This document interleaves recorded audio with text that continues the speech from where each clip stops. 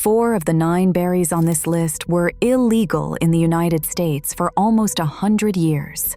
3 states still ban them today. One of them has never been sold in a single American grocery store. If you want it, you grow it, or you do not eat it.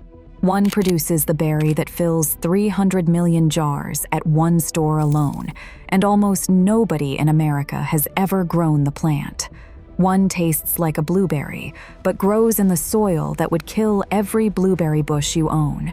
And one was engineered in a German laboratory to resist 4 diseases that destroy its parents. Every one of them fruits in shade. Your garden center does not carry a single one. Here is why, and here is how to grow all 9. Plant number 1 is the red currant. If you asked a European gardener to name the best berry for a shady wall, she would not hesitate. Red currants have been growing along north-facing fences in English, French, and Scandinavian gardens for 500 years. They produce 5 to 7 pounds of fruit per bush in as little as 4 hours of direct sunlight. They are self-fertile, so you only need one plant. They grow in zones 3 through 8, and they survive -30 degrees Fahrenheit. And they fruit reliably for 15 to 20 years from a single planting. The cultivar to look for is rovada. It blooms late enough to dodge spring frosts, resists powdery mildew, and produces long clusters of translucent red berries that hang from the branches like beaded curtains.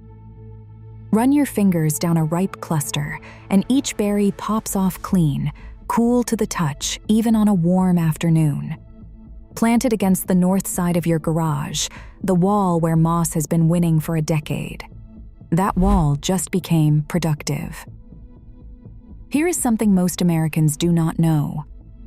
Red currants are nearly immune to the disease that got their entire family banned. We will get to that story in a moment. But first, the berry whose ban changed American gardening for a century. Plant number 2 is the black currant. In 1911, the United States federal government made it illegal to plant, transport, or sell any plant in the ribes genus. Every currant, every gooseberry, every hybrid, gone. The reason was a fungal disease called white pine blister rust. The fungus needs 2 hosts to survive, a white pine tree and a ribes plant. The timber industry could not afford to lose white pines, so the government chose to destroy the berries instead. Black currants were the real target. They are the most susceptible host. But the law pulled the entire genus out of American soil. The federal ban held until 1966. Many states kept theirs decades longer. New York did not legalize ribes until 2003. And right now, New Hampshire, North Carolina, and West Virginia still ban every ribe species outright. Here is the part that matters for your garden. Red currants show 1/10 of 1% diseased leaf area from blister rust. They were practically immune the entire time. Gooseberries are barely affected. The 4 best shade-producing berry bushes on Earth were made illegal because of a disease that mainly threatened one of them. That is why your garden center has never stocked these, not because they do not work in shade, because 3 generations of American gardeners never got the chance to learn they exist. The black currant itself deserves a spot in your garden if you live in zones 3 through 7 and your state allows it. The cultivar Titania is rust-resistant and legal in most states that have relaxed their bans. It produces heavy crops of deep purple-black berries with a flavor nothing else in your garden will match. Musky, intense, almost wine-like. This is the flavor behind Cassie's, behind European preserves, behind a tradition Americans were locked out of for 100 years. Plant it on the east side of your house where it catches morning light and sits in afternoon shade. Check your state regulations before ordering. Coming in at number 3 is the gooseberry. Gooseberries were collateral damage in the ribs ban. They are barely susceptible to blister rust, but the law swept them up anyway. What you get when you plant one is a self-fertile bush that produces 4 to 5 quarts of fruit per season for 15 years from a $12 plant. in zones 3 through 8, in partial shade, with almost no maintenance. The cultivar Hinomaki Red is the one to plant. Heavy cropping, good mildew resistance, and a flavor that lands between a grape and a kiwi. Pick one too early and it puckers. Wait until it softens and warms on the bush and the sweetness comes through. Split it open and the flesh is almost translucent green inside, tart enough for pie and sweet enough to eat standing in the garden. Plant it along the shaded fence line. Gooseberries have thorns, which means they double as a barrier hedge. That is not a drawback. That is a second job. If you have ever grown a currant or a gooseberry, drop your zone in the comments. I want to know where these berries are making a comeback. And if this is new territory for you, subscribe, because we are just getting started with the plants garden centers refuse to stock. Number 4 on this list is a berry most people have never heard of, the jostaberry. In the 1970s, a researcher at the Max Planck Institute in Germany crossed a black currant with 2 species of gooseberry. The goal was to build a berry that kept the currant's flavor and the gooseberry's toughness while dropping the diseases that plague both parents. It worked. The jostaberry is immune or highly resistant to American gooseberry mildew, black currant leaf spot, white pine blister rust, and big bud gall mite. 4 diseases. Its parents are vulnerable to every one of them. The child shrugs them off. It is also thornless, self-fertile, and hardy in zones 3 through 8, surviving -40 degrees Fahrenheit. The name comes from the German words for currant and gooseberry, Johannisbeere and Stockelbeere. Josta.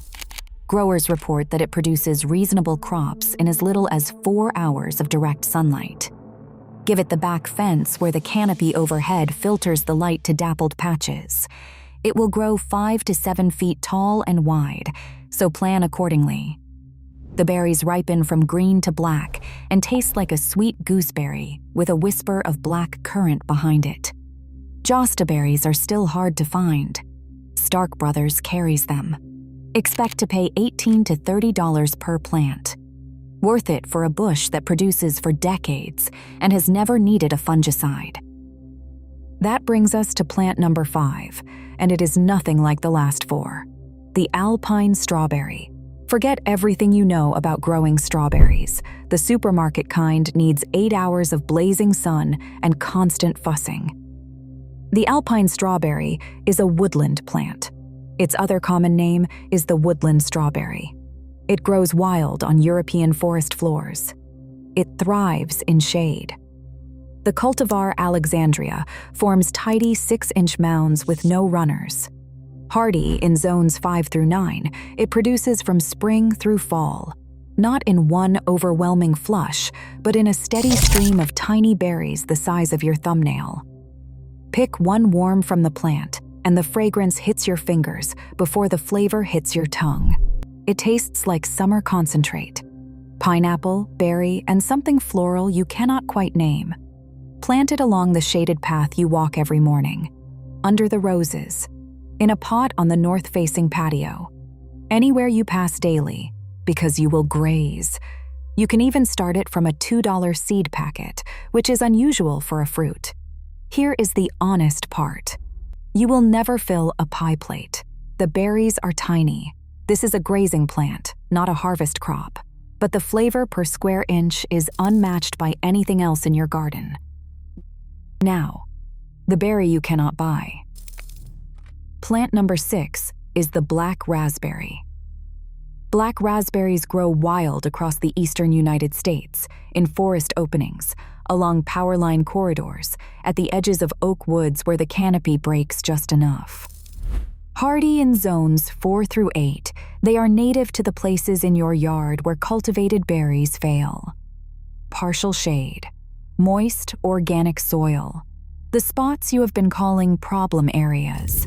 The berries are darker and more complex than red raspberries, almost wine-like, with a depth that stains your fingers purple-black within seconds of picking.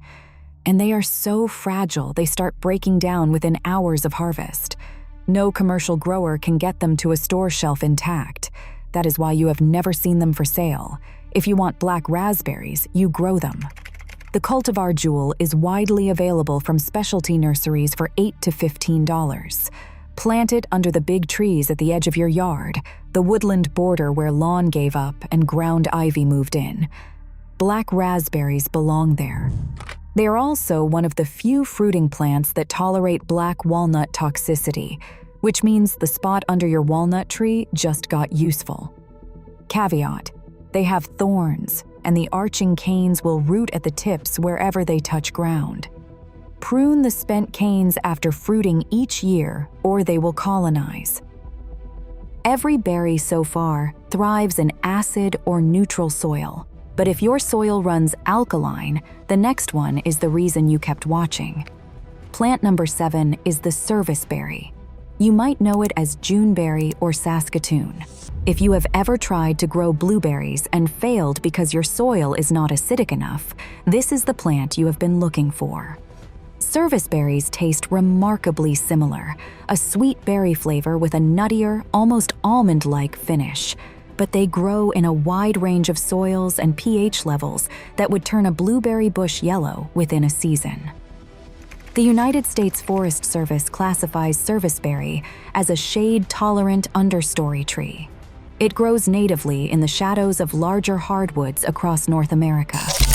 It is hardy from Zone 2 to Zone 9, which means it survives -40°F in Montana and summer heat in Georgia. 120 species of moths and butterflies feed on it. Cedar waxwings will find your serviceberry before you do. The cultivar Regent stays compact at 4 to 6 feet and was selected specifically for fruit quality. Plant it under the big shade tree where your blueberry experiment died. That spot is serviceberry habitat. Fair warning: if you want to eat the berries, net the bush. The birds are faster than you are. Coming in at number 8, the berry 300 million jars come from. The lingonberry. Every jar of lingonberry jam at a certain Swedish furniture store started as a tiny red berry on a plant most Americans have never seen outside Scandinavia. The lingonberry is a 6-inch tall evergreen ground cover native to Arctic tundra and boreal forest understory.